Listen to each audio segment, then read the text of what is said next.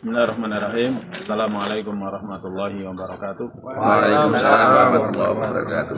Innal hamdalillah nahmadullah wa nasta'inuhu wa nastaghfiruhu wa nastahdihi wa na'udzu billahi min shururi anfusina wa min sayyiati a'malina. May yahdihillahu fala mudilla lahu wa may yudlilhu fala hadiya lahu.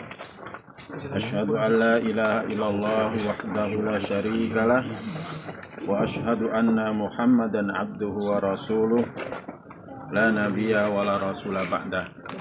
Nusalli wa nusallim ala rasulillah wa nabiyillah Muhammad sallallahu alaihi wasallam wa ala alihi wa ashabihi wa man tabi'ahum bi ihsanin ila yaumil qiyamah. Amma ba'd, qala Allah Ta'ala fi kitabil karim, a'udzu billahi minasyaitonir rajim. Ya ayyuhalladzina amanu taqullaha haqqa tuqatih wa la tamutunna illa wa antum muslimun. Al-ayah. Alhamdulillah, ikhwatillah, yang semoga kita senantiasa dijaga oleh Allah Ta'ala. Kita memuji syukur kepada Allah Ta'ala. Hari ini kita bisa kumpul, ya, Masya Allah, kumpul di tempat yang sangat indah, ya.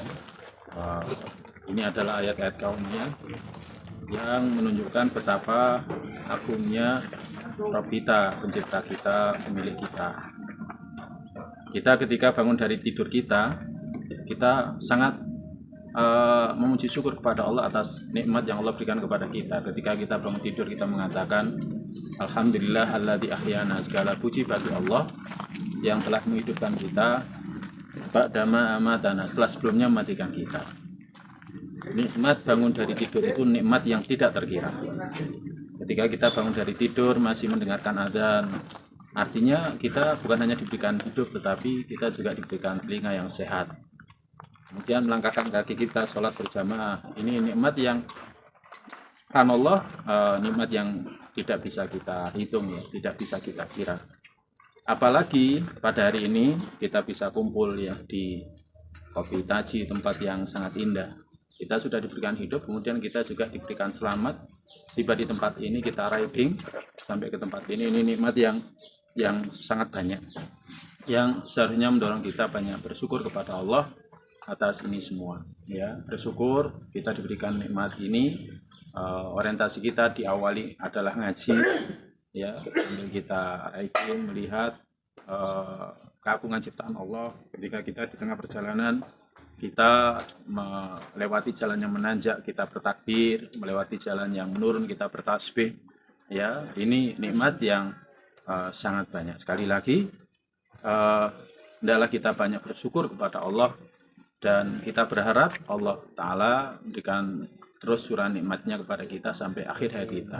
Khususnya nikmat hidayah, khususnya nikmat taufik untuk mau ngaji, mau beribadah, mau melakukan ketaatan kepada Allah Ta'ala, melaksanakan perintahnya, menjauhi larangannya, ya. Karena kita hidup di dunia ibarat kita melewati ujian, ya.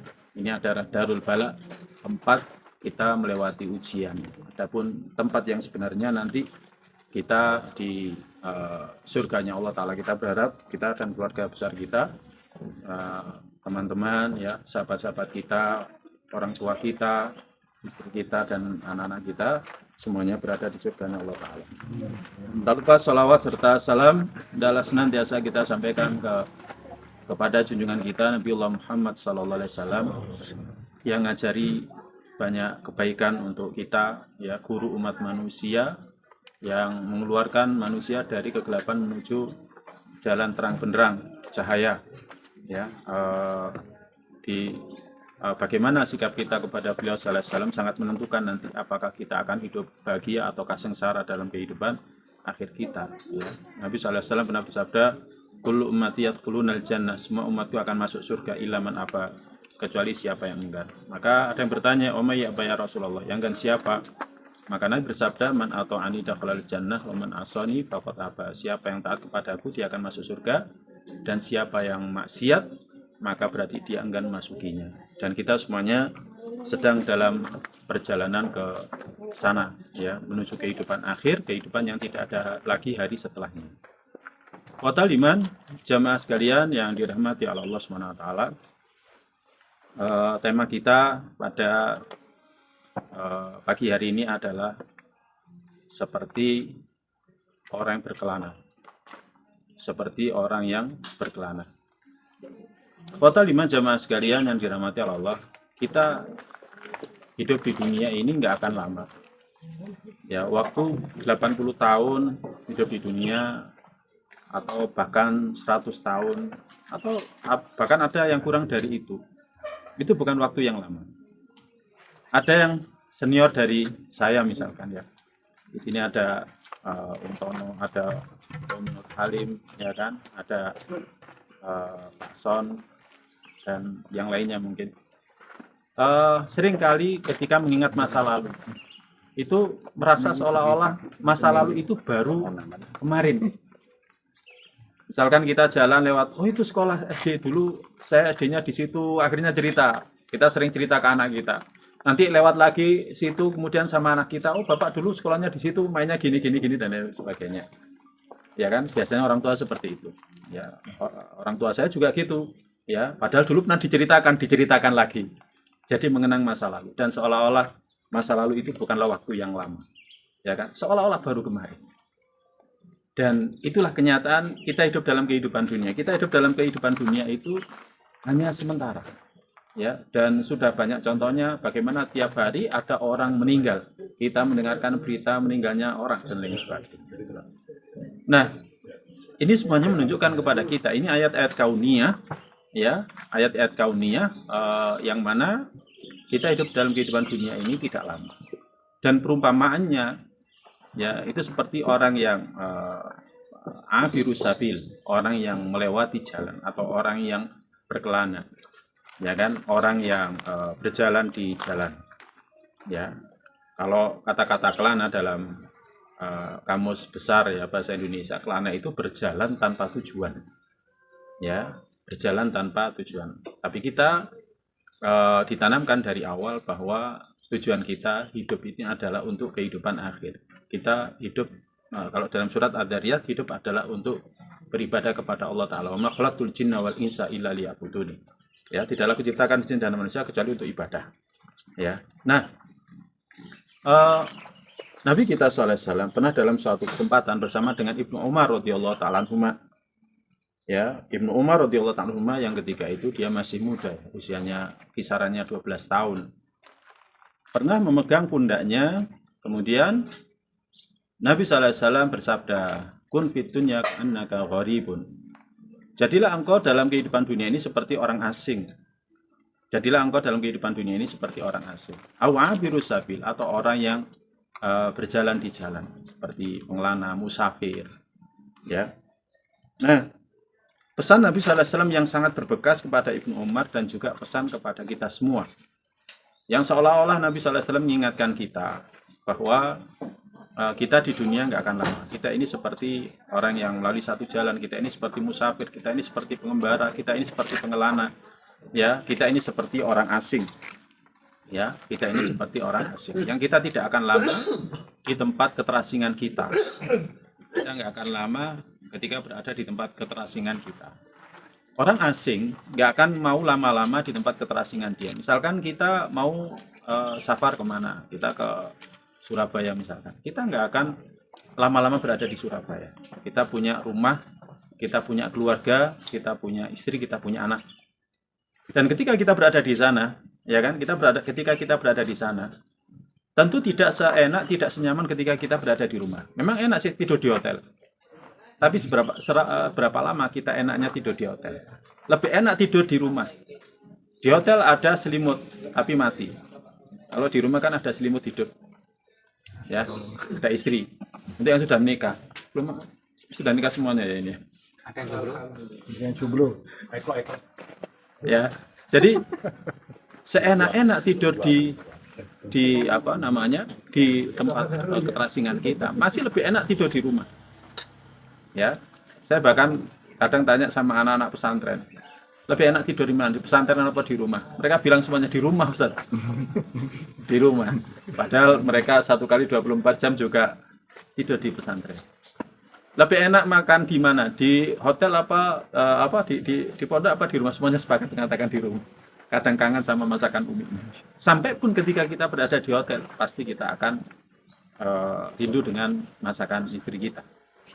Ya. Ya kalau istri kita solihah tentunya. Nah, jadi tidak ada orang ceritanya di tempat keterasingan itu dia akan senang lama-lama di sana. Seberapa lama dia berada di sana pasti nanti dia akan kembali ke asalnya. Dia akan kembali ke kampung halamannya. Dia akan kembali ke tempat tinggal dia. Ya, di sana ada istri, ada anak-anak, gitu kan. Nah, khotul iman jamaah sekalian yang dirahmati Allah. Ini yang Nabi sallallahu alaihi wasallam tanamkan pada sahabat Ibnu Umar radhiyallahu ta'ala anhuma, demikian juga yang juga Nabi sallallahu alaihi wasallam tanamkan kepada kita. Nah, yang harus kita imani adalah bahwa seorang muslim itu punya keinginan, punya kerinduan untuk kembali ke asalnya.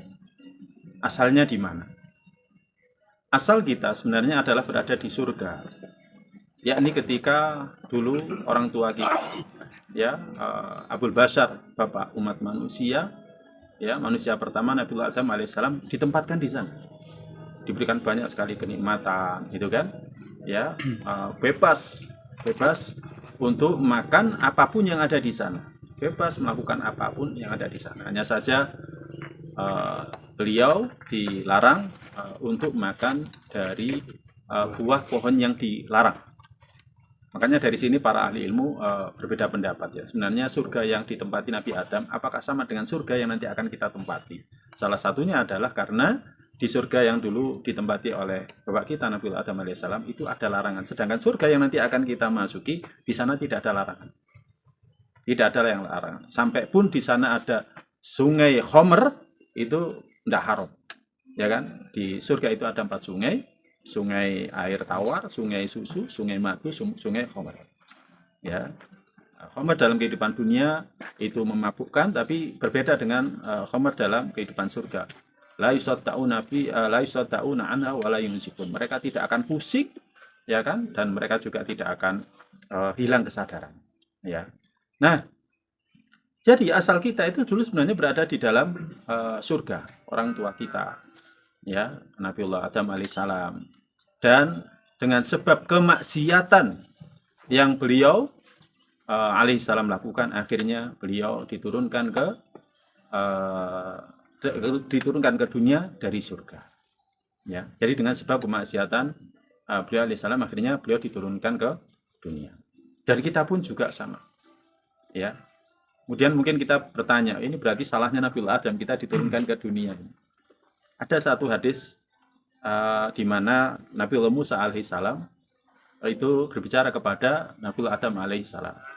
Ya, para ulama menyebutkan hadis ini hadis di mana Nabiullah Adam mengalahkan bantahannya daripada Nabiullah Musa alaihissalam. Ketika Nabiullah Musa alaihissalam mengatakan, wahai Adam, engkau adalah manusia pertama, bapaknya umat manusia, ya, yang Allah tiupkan ruhnya ke dalam jasadmu. Kemudian kau diciptakan dengan tangannya, ya kan? Kenapa? Dengan sebab kemaksiatanmu akhirnya kita semuanya diturunkan dari surga. Tapi kemudian Nabi Adam alaihissalam balas menjawab dengan mengatakan, mengapa engkau bertanya kepadaku sesuatu yang sudah Allah takdirkan? Jadi ini memang salahnya Nabi Adam alaihissalam, tapi ini sudah ditakdirkan. Sehingga kita semuanya diturunkan ke dunia, kemudian melewati balak, melewati ujian yang harus kita hadapi untuk agar kita kembali ke surga asal di mana dulu bapak kita berada di sana. Nah, khotul iman jamaah sekalian yang dirahmati Allah Subhanahu wa taala. Maka dari itu, ya kan, tugas kita dalam kehidupan dunia ini adalah kita menjadi seperti orang asing. Namanya orang asing seperti tadi, nggak akan pernah nyaman, nggak akan pernah tenang dalam kehidupan dunia. Ya kan? Justru hati kita harus kita tumbuhkan cinta, ya kan, kepada surga. Imam Ibnu Qayyim rahimahullah taala mengatakan, ya kan, kerinduan, kecintaan Dan harapan seorang muslim kepada surga adalah karena surga merupakan tempat tinggalnya semula. Jadi harus ada kerinduan. Makanya seringlah kita memunculkan kerinduan itu, kecintaan itu kepada surga, ya, harapan itu kepada surga, agar hati kita senantiasa tertambat dengan surga. Ya, itu harus kita munculkan. Ya, dan kita nggak boleh merasa nyaman, tenang dalam kehidupan dunia. Apalagi setelah kehidupan dunia ini kita akan melalui fase-fase yang sangat berat. Mesti setiap orang dari kita mesti akan takut. Ya. Jadi nanti fase di alam barzah kita harus berhadapan dengan malaikat penjaga kubur. Ya, lebih berat daripada ujian kita dalam kehidupan dunia. Kalau kita pernah mendapatkan ujian dalam kehidupan dunia, ya, ujian masuk perguruan tinggi negeri, ujian seleksi untuk bekerja, ya kan, ujian apa dan lain sebagainya, itu sangat berat. Ketahuilah ujian alam kubur itu jauh lebih berat. Demikian juga nanti di padang mahsyar itu juga sangat berat. Demikian juga nanti ketika ditimbang, ketika amal perbuatan kita ditimbang dalam kehidupan akhir, maka ketika itu nampak sekali, jadi akan nampak sekali apa yang sudah kita lakukan dalam kehidupan dunia, dan ketika itu pasti akan ada ketakutan pada diri kita. Ya, ada ketakutan bagaimana nanti kalau amal burukan saya itu disingkap, dibongkar dan lain sebagainya. Apalagi nanti melewati neraka. Ya kan, melewati neraka. Pasti kita ngeri. Ya, kita saja lihat ke bawah ini, kalau misalkan jalan pasti ngeri. Ya, apalagi neraka, ya kan, yang dalamnya bahkan disebutkan dalam riwayat 70 tahun benda jatuh belum sampai dasarnya. Nah, kalau 70 tahun benda jatuh belum sampai dasarnya, ya kan, itu berapa ribu kilometer. Ya, orang kalau misalkan turun dari ketinggian kemudian terjun payung saja itu sudah berapa menit, ya kan, nggak ada sampai 1 jam itu nggak ada. Mungkin kita seperti terjun payung dari menara tertinggi di dunia itu jaraknya 1 kilometer, ya kan. Burj Khalifa itu jaraknya 1 kilometer, itu berapa menit kita sampai ke bawah. Nah, ini 70 tahun belum sampai dasarnya neraka, maka tentu pasti ada rasa takut. Kita saja berjalan di atas ketinggian takut, apalagi ketinggian di bawahnya ada api yang menyala. Ya, nah, sehingga orang beriman penuh dengan ketakutan, tapi juga penuh dengan harapan. Makanya dalam melakukan ibadah, hendaklah kita sering kali menumbuhkan pada diri kita, ya kan, rasa takut, rasa harap. Takut kepada murka Allah, takut kepada siksanya Allah, harap kepada rahmatnya Allah, agar Allah menyayangi kita nanti dalam kubur, Allah tolong kita. Ya, yang ditolong adalah orang yang bisa menjawab pertanyaan malaikat penjaga kubur adalah orang yang ditolong oleh Allah. Bagaimana firman Allah, "Yutsabitullahu alladziina aamanu bil qouli tsabit fil hayatid dunya fil akhirah." Allah akan teguhkan, kuatkan orang-orang beriman dengan perkataan teguh dalam kehidupan dunia dan akhirat. Para ulama tafsir ketika menjelaskan ayat ini, maknanya adalah, ya, orang ini akan dikuatkan untuk menjawab pertanyaan malaikat penjaga kubur. Ya, jadi kita butuh pertolongan Allah Ta'ala. Demikian juga nanti pada saat di padang mahsyar. Di padang mahsyar kondisi sangat berat. Kita juga butuh pertolongan Allah. Ya kan? Jadi kita butuh pertolongan Allah agar Allah mudahkan urusan kita. Ya, tatkala kita berada di bawah matahari. Matahari didekatkan. Kondisi sangat panas. Ya, tidak seperti sekarang, dingin. Ya kan? Nanti dalam kehidupan mahsyar kita nggak berpakaian. Ya kan? Telanjang, kita laki-laki, kondisinya belum dihitan. Sampai saking beratnya kondisi itu, ketika itu ada orang yang ditenggelamkan oleh keringatnya. Ya, ada yang ditenggelamkan sampai mata kaki, ada yang sampai lutut, ada yang sampai pinggang, ada yang sampai pundak, ada yang sampai telinganya, ada yang ditenggelamkan setenggelam-tenggelamnya. Kita butuh rahmat Allah agar kita selamat dari kondisi itu. Ya, makanya ada hadis 7 golongan yang akan mendapatkan naungan. Karena ketika itu nggak ada naungan, nggak ada pohon. Mahsyar itu nggak ada pohon. Ya kan, apalagi bangunan, apalagi AC, nggak ada. Dia adalah tempat yang datar, tidak ada lembah, tidak ada bukit, ya kan, apalagi gunung. Nah, jadi kita butuh rahmat Allah. Demikian juga kita butuh rahmat Allah nanti pada saat yaumul hisab. Pada saat yaumul hisab, Allah tidak nampakkan kesalahan kita. Makanya bagi orang beriman ada istilahnya al-ard, dinampakkan dosa-dosanya di hadapan Allah saja, tidak di hadapan manusia yang lainnya. Beda dengan orang munafik. Orang munafik yufdah. Orang-orang munafik akan dibongkar kesalahannya, ditunjukkan di hadapan manusia. Nah, kita berharap rahmat Allah ini. Demikian juga kita berharap rahmat Allah akan bisa melewatinya. Nah, sehingga orang beriman dalam kehidupan dunia, ya kan, dia merasa penuh ketakutan, penuh kekhawatiran bagaimana nanti melewati fase-fase itu semuanya. Makanya ini seharusnya kita tumbuhkan pada diri kita sebagai seorang yang beriman, sehingga dalam kehidupan dunia ini kita tidak mengisi hidup kita kecuali dengan ketaatan, dengan ibadah kepada Allah Subhanahu wa Ta'ala. Jadi kita nggak boleh merasa aman. Orang asing itu nggak akan pernah tidur nyenyak di tempat keterasingannya, nggak akan pernah makan enak di tempat keterasingannya. Oh, bukan berarti kalau sekarang ada makanan kita nggak boleh menikmati, enggak, ya kita nikmati, ya kita syukuri, tapi diiringi dengan rasa takut. Takut harap itu harus ada pada diri kita. Jadi takut harap itu harus ada pada diri kita. Ya, orang kalau pernah seseorang atau kadang-kadang saya sendiri juga merasakan ketika sore dikasih kopi, mau tidur jam 10 kok nggak bisa, klodak, ya kan? Ke kanan ke kiri nggak bisa tidur, jantung berdebar-debar, apa ini akhir hidup saya gitu kan? Ternyata baru ingat tadi sore dikasih kopi sehingga nggak bisa tidur. Jadi dikasih kopi nggak bisa tidur ya, kopinya sedikit sebenarnya, ya kan? Nah, ada ketakutan, apa yang nanti akan terjadi kalau misalkan saya mati dan lain sebagainya. Nah, orang terasing itu seperti itu, tapi juga tidak boleh terlalu takut, akhirnya tidak ada harapnya. Nah, khotul iman jamaah sekalian yang dirahmati Allah, makanya kemudian setelah mendengarkan hadis Nabi SAW ini, akhirnya sahabat Ibnu Umar radhiyallahu ta'ala anha berkata kepada perawi setelah dia mengatakan, idza amsayta fala tantadhiris sabah wa idza asbahta fala tantadhiril masa. Kalau engkau memasuki waktu sore enggak usah nunggu esok. Dan kalau engkau memasuki waktu pagi enggak usah nunggu waktu sore. Artinya apa? Melakukan ketaatan jangan ditunda-tunda. Subhanallah, hari ini tadi kita iringi dengan touring, ya kan? Kita awali dengan riding sebelum kajian. Kajian bernilai ibadah. Ya kan? Bahkan kalau kita di awal niatnya itu adalah ngaji, yang utama itu adalah ngaji, maka mulai dari rumah kita sampai ke tempat ini, sampai kita nanti kembali lagi, itu fisabilillah. Karena Nabi SAW pernah bersabda, man kharaja fi talabil ilmi fa huwa fi sabilillah hatta yarji'a. Siapa yang keluar untuk mencari ilmu, maka dia terhitung fisabilillah sampai pulang. Artinya kalau kita mati pun insya Allah kita mati syahid, insya Allah. Ya, tapi kita berharap nggak celaka lah ya ketika kita riding. Atau misalkan nanti ikhwah yang mau ikut safari dakwah, diawali niat awalnya itu adalah apa? Untuk mencari ilmu. Ya, maka mulai dari perjalanan keluar dari rumah sampai nanti pulang ke rumah itu terhitung fisabilillah hatta yarji'a. Nah, khotul iman jamaah sekalian yang dirahmati Allah, makanya prinsipnya harus kita lakukan apa? Karena kita di tempat keterasingan. Hidup ini harus kita isi dengan ibadah ketaatan. Maka jangan tunda-tunda dalam melakukan ketaatan. Apa yang bisa kita lakukan? Contoh, ketika kita tadi keluar dari rumah, ya kan? Kita sudah mulai dengan doa keluar rumah, bismillahi tawakkaltu 'ala Allah la haula wala quwata illa billah. Ya kan? Sudah bernilai ibadah. Tawakal kepada Allah. Gak mungkin kita akan bisa sampai ke tempat ini kalau tidak diizinkan oleh Allah Ta'ala, kalau tidak ditakdirkan oleh Allah Ta'ala, nggak bisa, ya kan? Berarti sejak awal sudah bernilai ibadah.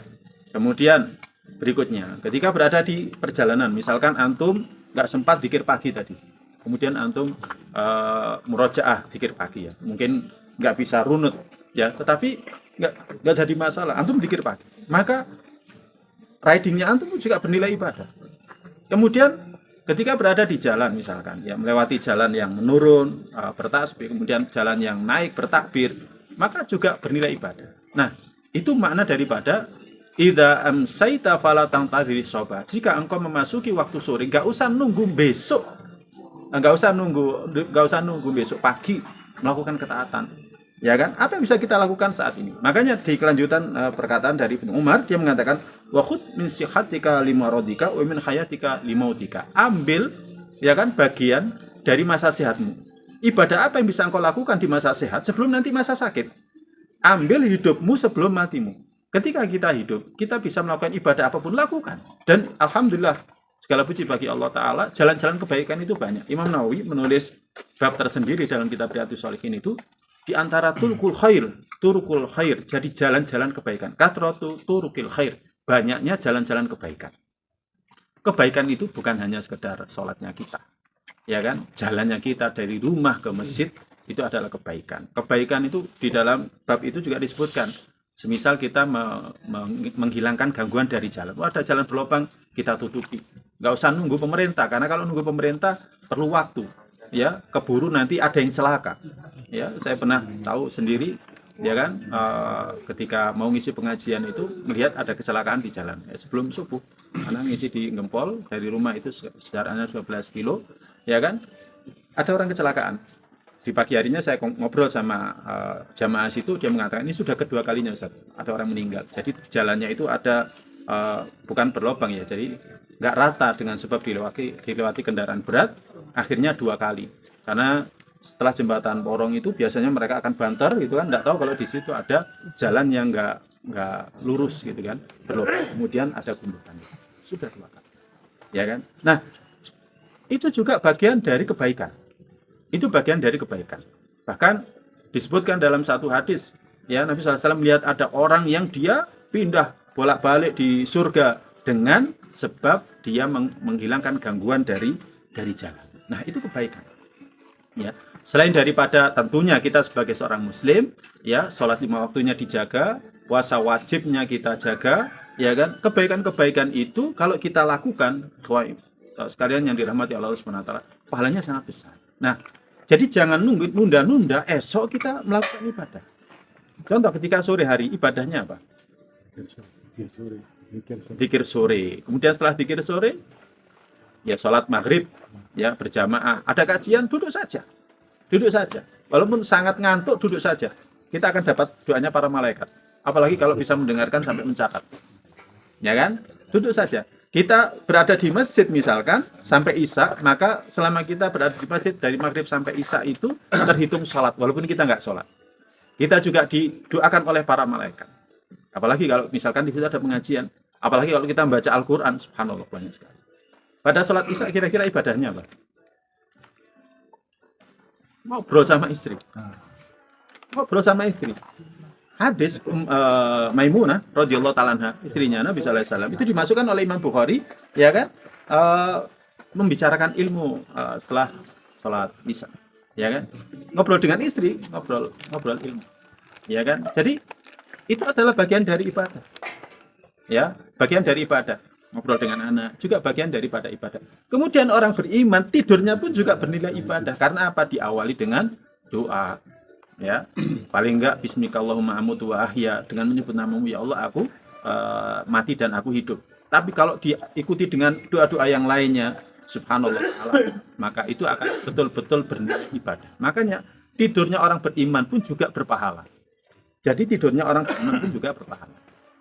Nah, demikian juga perkataan Ibnu Umar, wa idza asbaghta fala tantadhiril masa, kalau engkau masuk waktu pagi enggak usah nunggu sore. Apa maksudnya enggak usah nunggu sore? Ya, kita pun bisa niati bekerja dalam rangka ibadah. Pertama, kalau bekerja kita keluar dari rumah juga kita tadi doa. Kemudian kita misalkan bekerja karena melaksanakan perintah Allah Ta'ala, ya.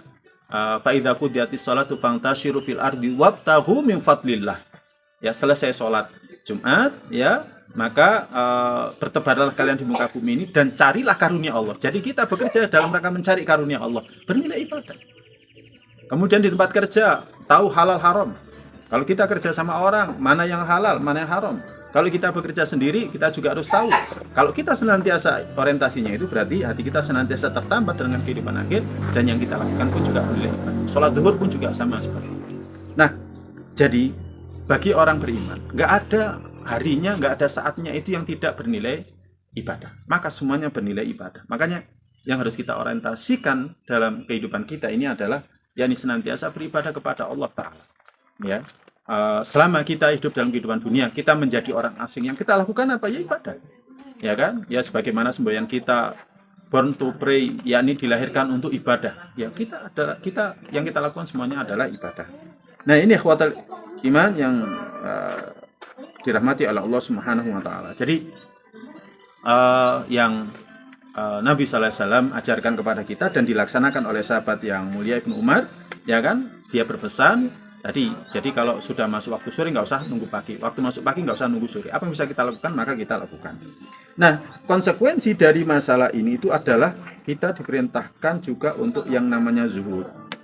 Kita dalam kehidupan dunia disuruh untuk zuhud. Ya. Disuruh untuk zuhud. Zuhud itu apa? Ya. Yakni zuhud itu adalah tertambatnya hati kita dengan apa yang berada di sisi Allah Subhanahu wa taala. Jadi tertambatnya hati kita dengan apa yang berada di sisi Allah taala. Ya. Jadi dunia ada di tangan kita, tetapi hati kita tertambat dengan yang ada di sisi Allah Subhanahu wa taala. Jadi tidak tertambat dengan dunia itu. Ya. Makanya orang asing hatinya senantiasa di rumah. Dia walaupun tinggal di hotel, tapi hatinya di rumah. Ya. Walaupun dia berada di tempat yang enak, tapi hatinya di rumah. Sama, kita dalam kehidupan dunia sama seperti itu.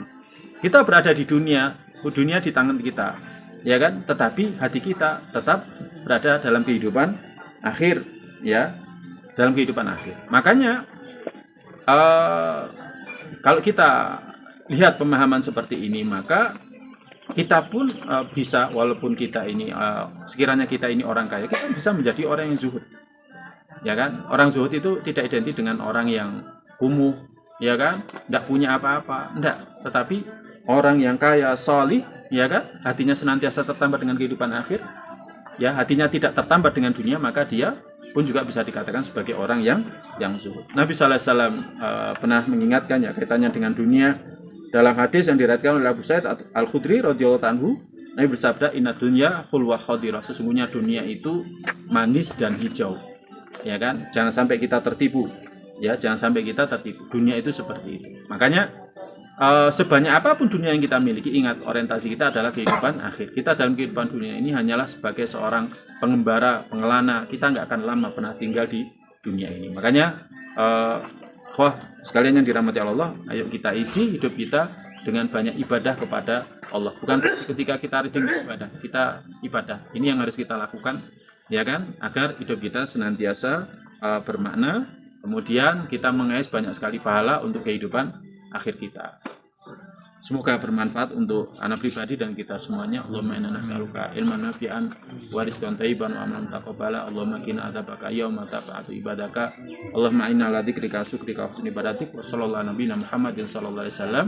Kita akhiri dengan doa penutup majelis. Subhanakallahumma bihamdika asyhadu an la ilaha illa anta astaghfiruka wa atubu ilaik. Assalamualaikum warahmatullahi wabarakatuh.